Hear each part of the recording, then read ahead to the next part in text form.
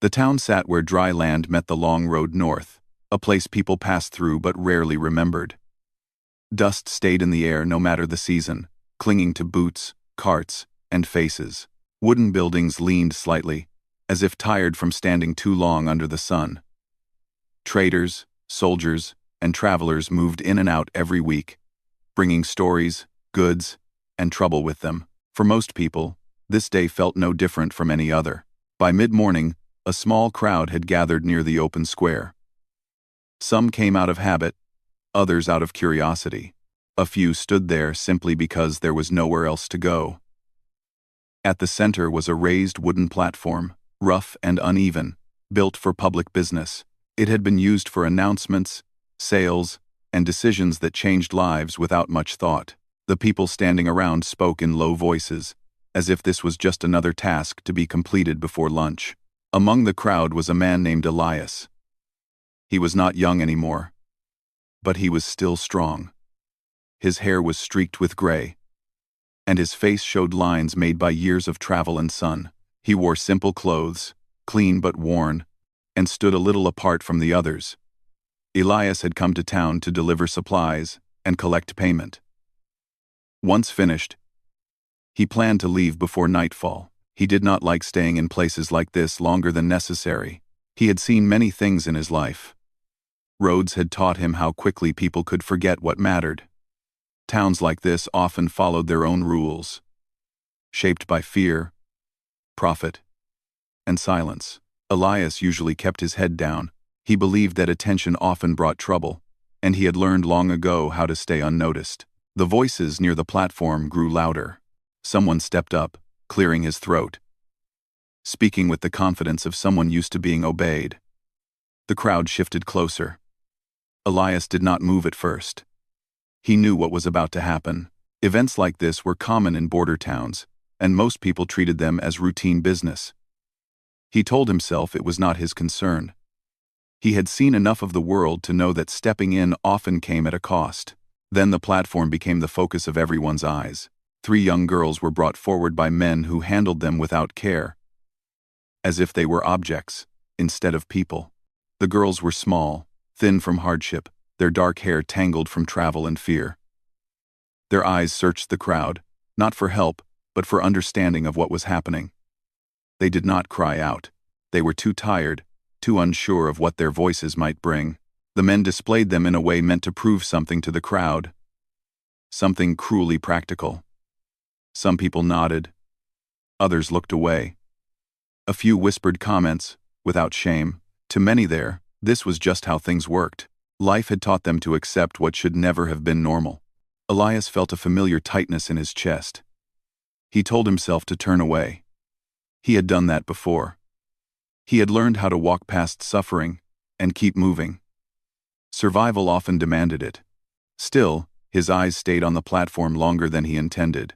The man speaking continued, explaining where the girls came from, using words that removed their names, their stories, their families. They became items, measured by strength and age, instead of dreams or memories. The crowd listened with practiced calm. Coins were weighed in pockets. Minds calculated value. Elias shifted his weight. He told himself again that this was not his business. He had no plan, no reason to stay. He could leave now, and no one would notice. The road waited, just beyond the edge of town. Then something small caught his attention. As the girls were moved, one of them twisted slightly. And for a brief moment, Elias saw a marking on her skin. It was faint, worn by time and hardship, but clear enough to recognize.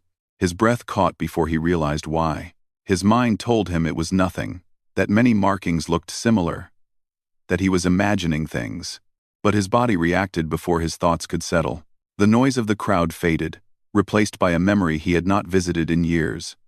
A different land, different dust, a younger version of himself, wounded, lost, and certain he would not see another sunrise. He remembered fear so sharp it felt cold. He remembered voices speaking a language he did not understand, and hands holding him still while others argued about his fate. And then he remembered her. An Apache woman had stepped forward that day. She was calm, strong, her presence quieting the others. She had looked at him not with anger, but with careful thought. On her arm was the same marking. He remembered it clearly now, because it had become the reason he lived. She had spoken a single word and made a single sign, declaring him under protection. The argument ended. His life was spared. That moment had followed Elias through every year since. He never forgot it. He never forgot that his life had been saved not by strength or skill, but by mercy. Back in the square, his heart began to pound. The mark on the girl's skin looked the same, not just similar. The same shape, the same meaning. It was not common. It was not decoration. It was earned, carried with purpose and responsibility. Elias felt the weight of the past press into the present. He tried to tell himself there was another explanation. He tried to look away again, but his feet would not move. His hands clenched at his sides. The crowd murmured. The speaker called for attention, and the moment continued as if nothing had changed. Yet everything had changed for Elias. He looked at the other two girls and wondered what they had already lost. He wondered what would happen next if no one spoke. He knew the answer. He had seen it too many times. The sun climbed higher. Sweat ran down his back. Time felt slow, stretched thin, as if waiting for a choice to be made. Elias realized something then. Something uncomfortable and clear. The debt he owed was not finished. It had only been delayed. He had lived because someone else had acted when it would have been easier not to. He had carried that memory like a quiet promise. Though he had never known when or how it would be called in, now he knew. The speaker raised his voice, preparing to move forward. The crowd leaned in. Elias opened his mouth, then closed it again. Fear rose in him, not fear of loss, but fear of consequence. He knew that once he spoke, there would be no stepping back. His life would change direction, just as it had years ago in a different place. The girl with the marking lifted her head slightly. For a brief second, her eyes met his. There was no hope in them, only endurance. That look settled the matter more than any memory could. Elias took a breath. The dust, the heat, the noise, all of it faded into the background. He had not come to town planning to change anything. He had not come prepared to be brave. But standing there, he understood that some moments do not ask for permission. They only ask for action. Elias did not shout yet. He stood there while the sounds of the square returned to him little by little. Boots scraped the ground. Someone laughed at a private joke. Coins clinked together. Life moved on around him, unaware that his world had shifted. His eyes stayed fixed on the girl with the marking, even as he tried to calm his breathing. The mark stayed in his mind like a burning image. He had not thought about it in years, not in detail. He had buried the memory deep, not because it hurt, but because it carried weight. It reminded him that his life was not only his own. That kind of truth can be uncomfortable, especially for someone who has survived by keeping moving. The girl was young, younger than he had first thought. Dust and fear made her seem older, but now he could see it clearly. She stood still, not fighting, not begging. It was the stillness of someone who had learned that resistance only brought more trouble. Elias recognized that kind of stillness. He had worn it once himself. His thoughts drifted back, pulled by the mark as if by a thread. Years ago, he had been reckless. Young men often were. He had believed the land would bend to him if he worked hard enough. He traveled without listening to warnings, trusted maps more than people, and believed luck would always stay close. That belief lasted until the day it didn't. He remembered the heat first. It had been heavy and unforgiving, pressing down on him as he stumbled through unfamiliar ground. His water was gone. His horse had bolted earlier that morning, spooked by something Elias never saw. He had been alone, injured, and far from any road he knew. By the time he realized he was not alone anymore, it was too late to run. He remembered voices, sharp and fast, coming from different directions. He remembered hands taking his pack, turning him over, searching him. Fear had filled his chest so completely that it was hard to breathe. He did not understand their words, but he understood the meaning behind them. He knew how such meetings often ended. He had closed his eyes then, not to hide, but because he did not want his last sight to be the sky. That was when the argument began. Even without knowing the language, Elias could hear disagreement in their voices. Some spoke quickly, others slower but firmer. The sound of it carried tension, like a rope pulled too tight. He lay there, barely moving, feeling like a thing being discussed, rather than a person. Then the voices quieted. Footsteps approached. He opened his eyes and saw her standing there. She was older than the others, not by much, but enough that they listened when she spoke. Her face was calm, her posture steady. She looked at him closely, not with anger, but with focus, as if measuring something invisible. She rolled back her sleeve and showed the marking on her arm. Elias had not known what it meant then. He only knew that when she spoke and made a simple sign, everything changed. The tension broke. The voices softened. Someone helped him sit up. Water was brought. His wounds were treated. He was watched closely, but he was alive. Before he was sent away days later, she had come to him once more. She pressed a small tool into his hand and guided it, showing him the shape of the mark. He did not understand why, but he did not refuse. When it was done, she nodded once, as if a promise had been made. That promise had carried him through the rest of his life. Back in the town square, Elias swallowed hard. He had never seen that marking again. Not until now. He had always believed it was rare, reserved for moments when mercy had to stand firm against fear. Seeing it on the arm of a child shook him deeply. Why would someone so young carry it? His mind searched for answers. Perhaps it had been passed down. Perhaps it had been given in protection. Whatever the reason, he knew one thing for certain. That mark was not placed without meaning. It was a responsibility, not an ornament. The speaker on the platform continued talking, his voice smooth and practiced. Elias barely heard the words. His attention was pulled inward, toward questions that would not leave him alone. If the marking had saved him once, what did it ask of him now? He watched the girl again. She shifted her weight slightly, wincing as if her muscles ached. The other two girls stayed close to her, their shoulders almost touching. It was clear she was important to them. Maybe not as a leader, but as a center, someone they trusted. Elias felt something tighten behind his ribs. He had traveled alone for many years. He had learned to depend on himself, to avoid attachments that slowed him down or tied him to places. Yet standing there, he felt a connection he could not explain, stretching across time and distance. He wondered if the woman who saved him was still alive. He wondered if she knew what had happened to her people, to their children, to the meaning of that mark in a changing world. The thought brought a quiet anger he rarely allowed himself to feel. The crowd began to stir again. Someone near Elias spoke, making a comment that made a few others chuckle. Elias did not react. His jaw tightened. He realized that silence, once his shield, now felt like a failure. Still, he hesitated. He was not a powerful man. He had no title, no army, no wealth to throw around without consequence. Speaking up would draw attention. It would invite questions he might not want to answer. It could put him in danger.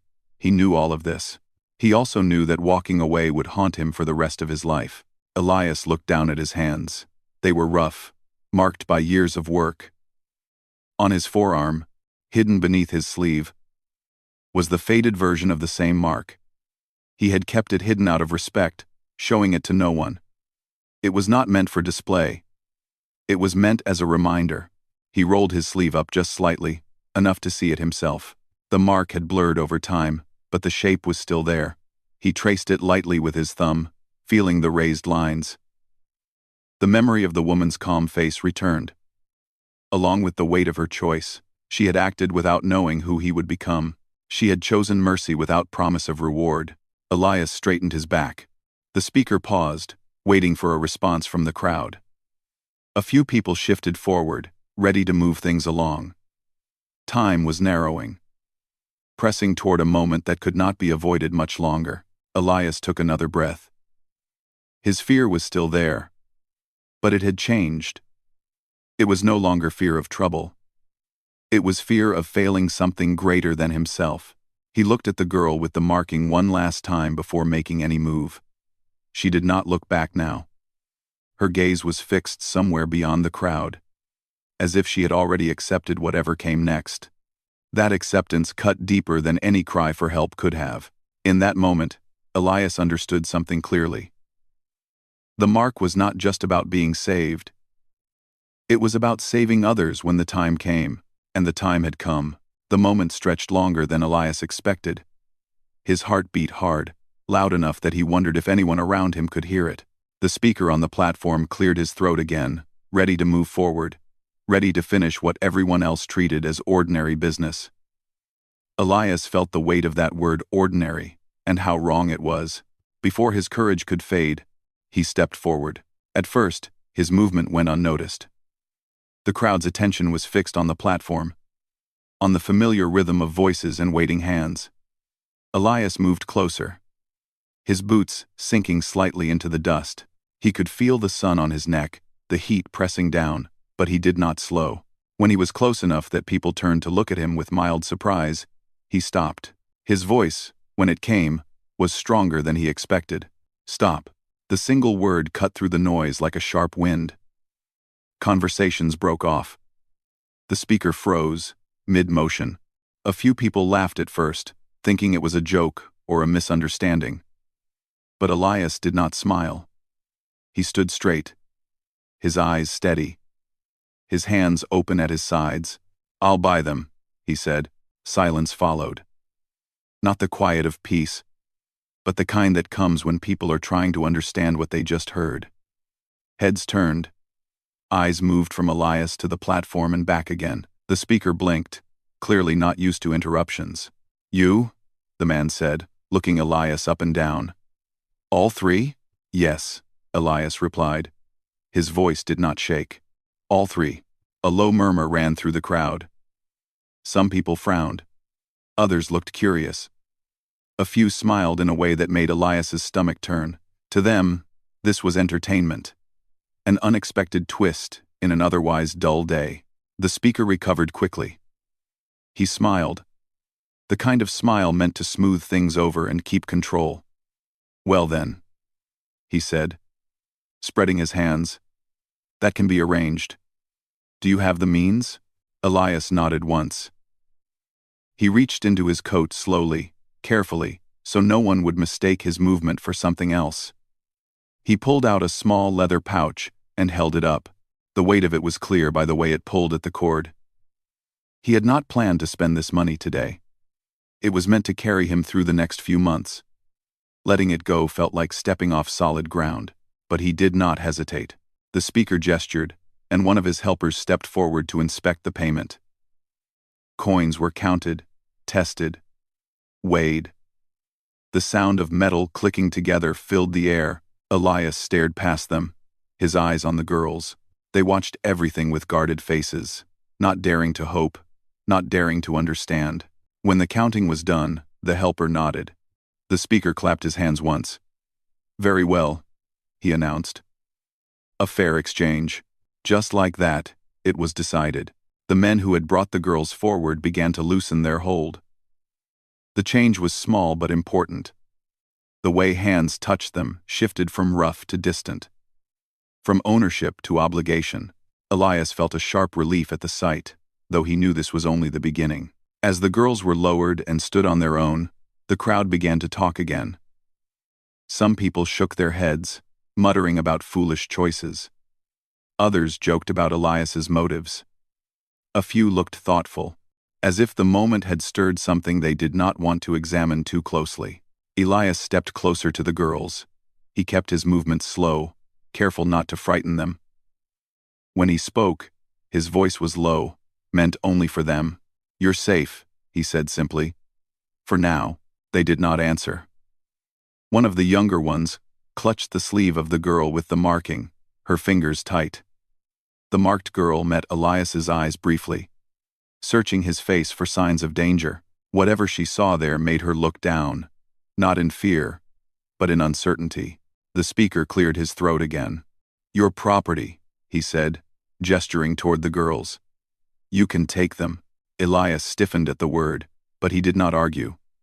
This was not the place for speeches. He nodded once and turned slightly, signaling for the girls to follow. For a moment, they did not move. Then, the marked girl took a careful step forward. The others followed close behind her. As they moved through the crowd, Elias felt the weight of many eyes on his back. He heard whispers, felt judgment, curiosity, suspicion. He did not turn around. He focused on putting one foot in front of the other, on guiding the girls away from the platform and toward the edge of the square. When they reached a quieter street, the noise faded behind them. The buildings here were fewer, the road wider. Elias stopped and turned to face the girls fully. Up close, they looked even younger. Their faces were smudged with dirt, their clothes thin and worn. They stood together like birds, unsure whether to fly. Elias crouched slightly so he would not tower over them. "My name is Elias," he said gently. "I won't hurt you. I won't sell you. I need you to trust me for a little while." They listened without responding. Language stood between them, thick and awkward. He did not know if they understood his words, but he hoped they understood his tone. He reached into his bag and pulled out a small bundle of food he had brought for the road. He held it out, not forcing it into their hands.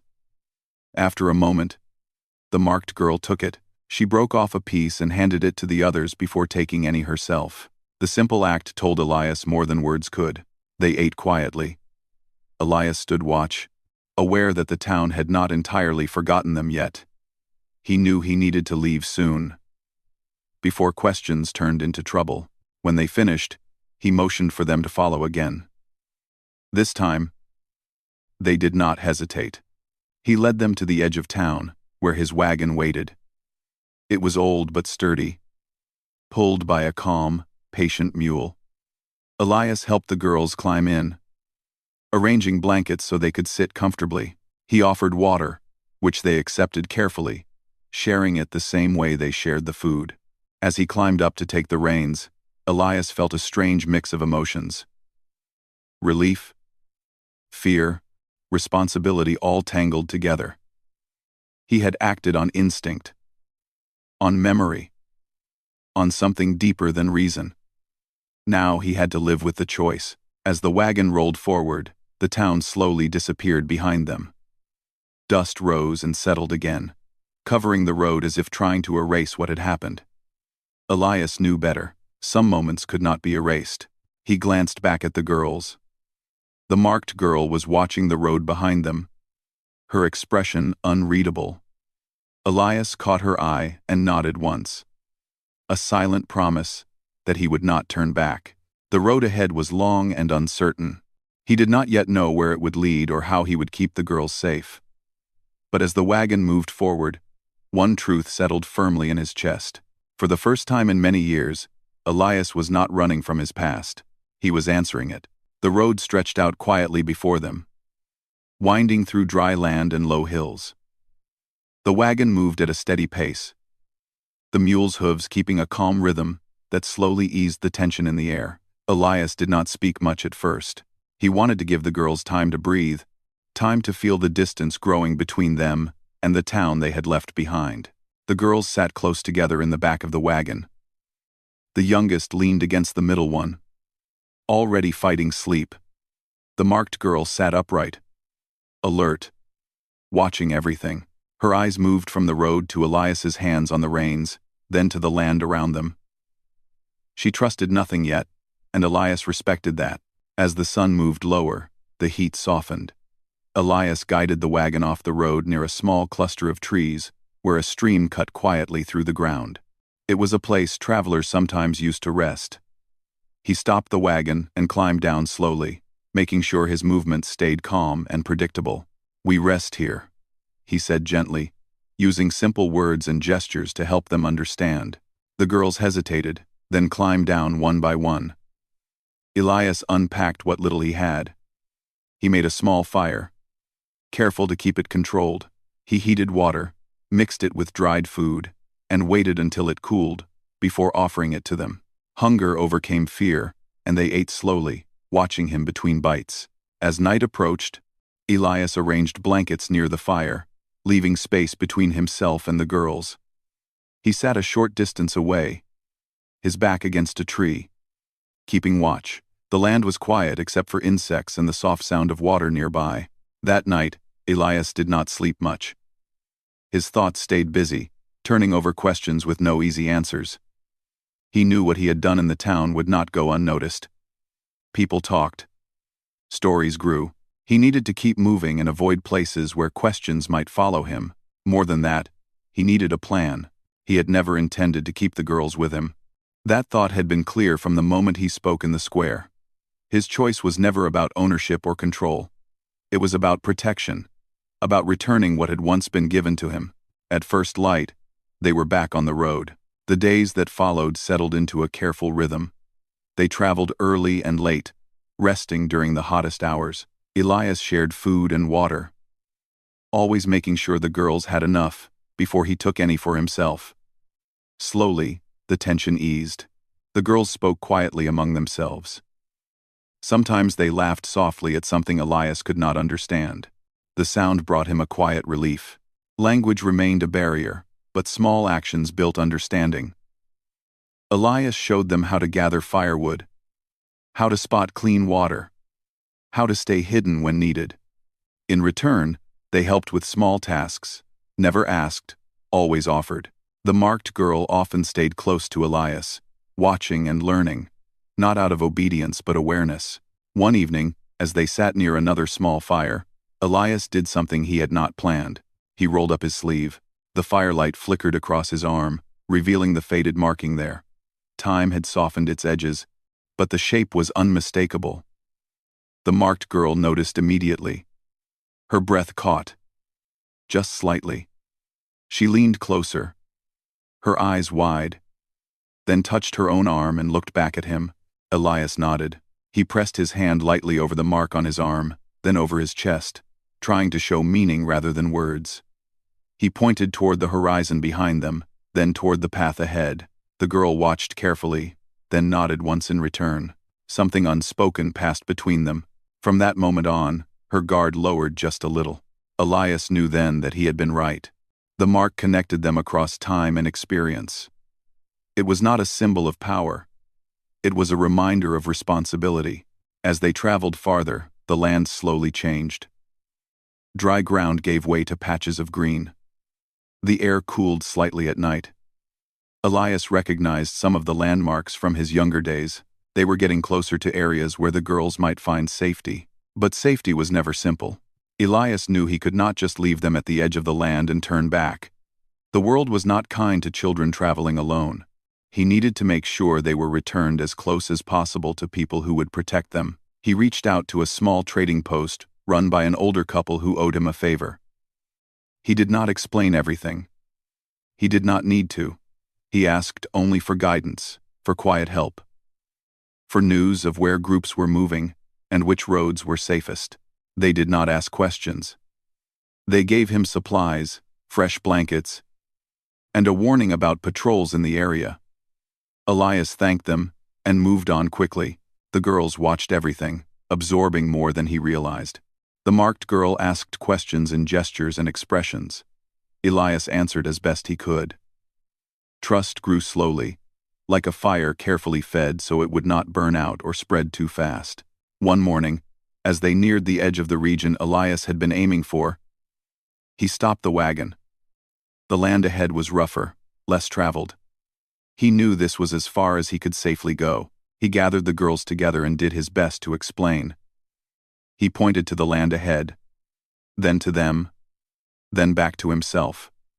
He shook his head gently, showing he would not go farther. He placed his hand over his heart, then extended it outward, showing care without possession. The marked girl listened closely. Her face was serious, but calm.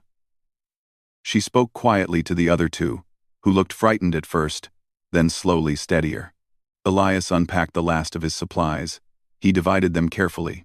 Food, water containers, blankets, a small knife wrapped safely. He showed them how to use each thing, repeating gestures until he was sure they understood. Before they left, Elias did something that surprised even himself. He knelt. He lowered himself to their level and bowed his head slightly. It was not submission, it was respect. He placed 2 fingers on his arm, over the mark, then reached out and lightly touched the mark on the girl's arm. Careful and brief. Go, he said softly. Live, the girl nodded. She placed her hand over his arm where the mark was, then stepped back. The other 2 followed her lead. They did not cry.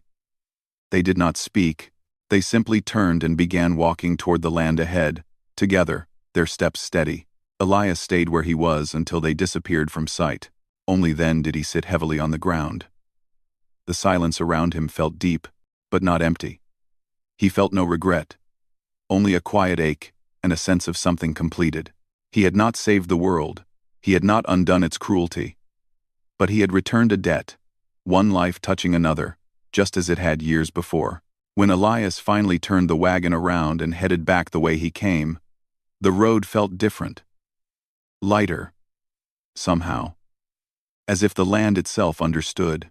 Some promises are not meant to be spoken. They are meant to be lived. Time moved forward, as it always did. Days turned into weeks, and weeks slowly became years.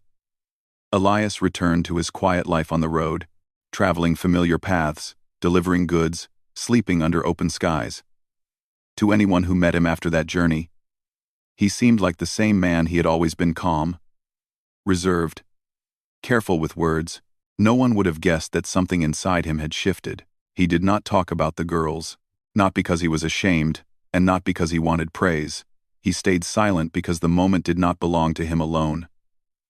It was something fragile, something meant to be carried with care. He believed that speaking of it too freely might weaken its meaning. Still, the memory stayed with him. Sometimes, while sitting by a fire at night, Elias would stare into the flames and see 3 figures walking away together, steady and unbroken. He wondered where they were now. He wondered if they had found their people, if they were safe, if they remembered him at all. He never expected answers. Wondering was enough. The world around him continued much as it always had. Towns rose and fell. Roads changed. New faces replaced old ones. But Elias noticed small things more than before. He noticed how quickly people looked away from suffering. He noticed how often fear hid behind habit. And he noticed how rare it was for someone to act without expecting something in return. There were moments when he was tested again. Once, in another town, he saw a boy alone and lost, sitting near a market road. Others passed without stopping. Elias slowed, offered food, asked questions. He stayed until the boy was reunited with family. It was a small thing, barely noticed by anyone else. But Elias felt the same quiet certainty he had felt before. Another time, he spoke up when a traveler was being treated unfairly, even though it would have been easier to keep walking. The words cost him nothing but time. Yet they changed the outcome. Elias learned that courage did not always come as a shout. Sometimes it arrived as a calm voice used at the right moment. Years later, Elias passed near the land where he had last seen the girls. He did not go searching. He did not expect signs or messages, but as he rested near a stream one evening, he noticed something carved carefully into a smooth stone near the water's edge. It was the shape. Not exact, not perfect, but close enough that his breath caught. The lines were shallow, weathered by time, yet deliberate. Someone had made it with care. Elias did not touch it. He only smiled softly and sat nearby until the light faded. He took it as neither proof nor promise, just a reminder that actions have echoes we may never fully see. As Elias grew older, his travels slowed. His steps were not as quick, and his pack felt heavier than it once had. Still, he continued moving. The road had shaped him, and stopping entirely felt wrong. When people asked him why he never settled, he gave simple answers. He liked the quiet. He liked the sky. He liked helping where he could, and leaving before becoming a burden. What he did not say was that he was still listening. Listening for moments when the world leaned slightly, when silence asked to be broken, when memory called for response. He knew now that such moments were rare, but they mattered more than anything else. One winter evening, Elias stayed at a small settlement longer than planned. Snow made travel difficult, and the people there welcomed him. Over shared meals and long nights, stories were told. Most were exaggerated, passed down and reshaped by time. Then someone shared a story that made Elias sit a little straighter. It was about three sisters, strong and clever, who had returned home against great odds many years ago. The story said they were guided part of the way by a quiet stranger, a man marked by mercy rather than force. Some said the story was true. Others said it was only a lesson dressed as history. Elias said nothing. He listened, his hands wrapped around a warm cup, his eyes reflecting the firelight. The story was not told exactly as it had happened. Details were missing. Others were added, but the heart of it was there. That was enough. When Elias eventually passed on, there was little to mark his life. No monuments, no written record of his journeys, just a few letters, a worn pack, and stories told differently by different people. But some things cannot be erased. In quiet places, in moments when choices feel heavy, people still remember stories like his. Stories where someone ordinary chooses to act, not because they are fearless, but because they remember what was given to them. A life spared becomes a responsibility. A mark becomes a promise. And one moment of courage can travel farther than a person ever will. That is how the story lives on. Not loudly, not perfectly, but truthfully.